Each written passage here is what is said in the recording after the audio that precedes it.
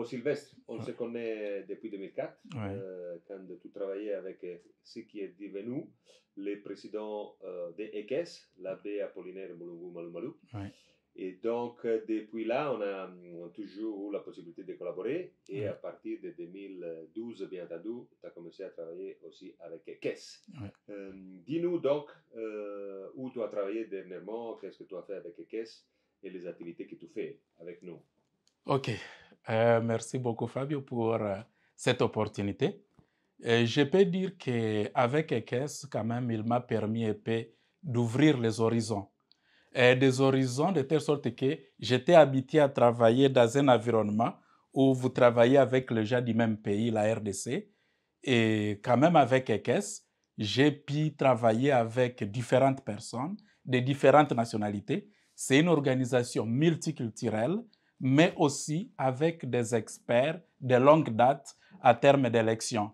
Donc, j'ai travaillé au Nigeria, au Gabon, en Afghanistan, en Éthiopie et aussi dernièrement au Mali.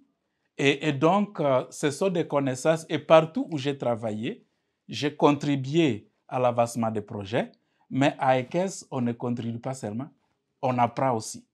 Donc, comme on l'a dit, c'est doing by learning, learning by doing. Tu apprends en train de faire.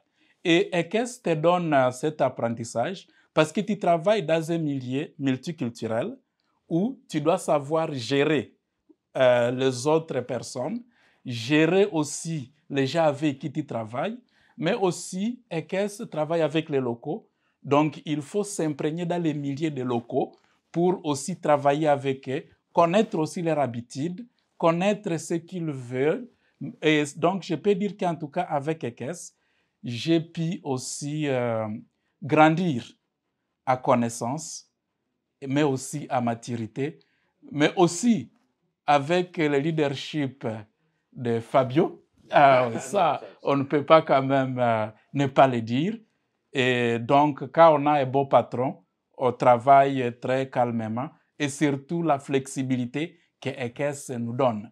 Et donc, je peux dire pour résumer en un mot, avec EKES, j'ai grandi parce que c'est une organisation, même que ça soit nouvelle, mais les gens qui y travaillent sont dans les élections depuis des vingtaines, des trentaines d'années. Donc, c'est une organisation jeune, mais expérimentée, qui a de l'expérience. Et ça se voit dans tous les projets qu'on fait. On est toujours admiré par nos partenaires locaux, mais aussi nos bailleurs de fonds. Quand même, on a eu pas mal de projets. Ce n'est pas n'importe quelle organisation qui peut te mobiliser. Ça 10 millions d'euros à 10 ans.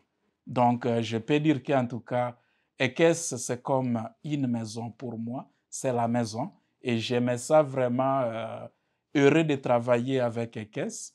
Et je ne me vois pas ailleurs que là où je suis. Justement, je continue toujours à apprendre parce que dans la vie, on apprend chaque jour.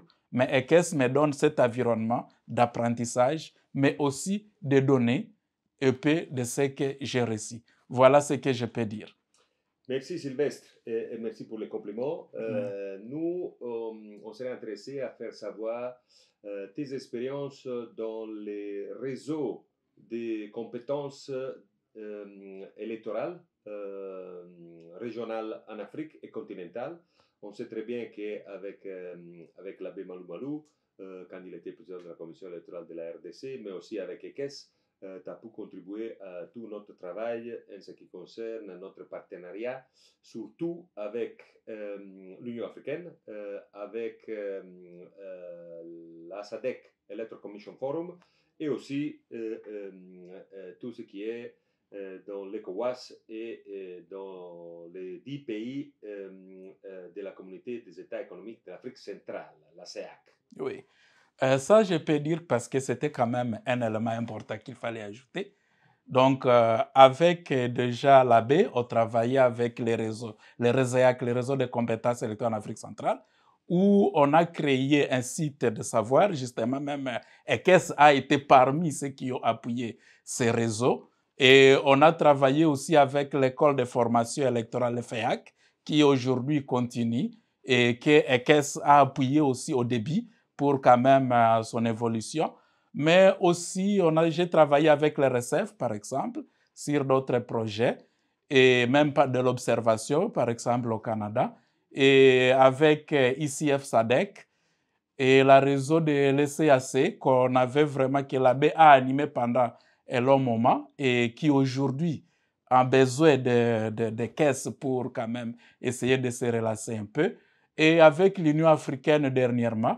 Et donc, ECAS m'a quand même, pas seulement dans les pays, dans les différents pays, mais ça t'ouvre par des réseaux, parce qu'avec les réseaux, tu rencontres des personnes de différentes nationalités à un seul endroit. Et donc, tu apprends plusieurs expériences. Et surtout, c'est ça ce qui est très bien chez ECAS, parce qu'à ECAS, on ne vient pas pour dire voici ce que nous, on sait, on vous impose les choses. Non, nous partageons nos expériences. Et le partage d'expériences est toujours bien, parce que c'est une valeur ajoutée à la personne qui veut aussi apprendre. Et ce qui est bien est que même on peut apprendre de quelqu'un qui ne connaît pas beaucoup en élection, mais qui a quand même une certaine formation. Et donc, lui aussi peut apprendre des vieux, et tout l'assemblage de ses connaissances fait qu'aujourd'hui, ECAS est en train de grandir, et je peux dire d'aller plus haut à vitesse. Et je crois que nous ne sommes pas en train de décevoir ceux qui ont initié cette idée, et donc Fabio et l'abbé Malou Malou. Et je crois qu'aujourd'hui, quand même, en regardant ECAS, tout le monde s'est dit non, on est en train quand même d'évoluer dans le bon sens. Merci Sylvestre.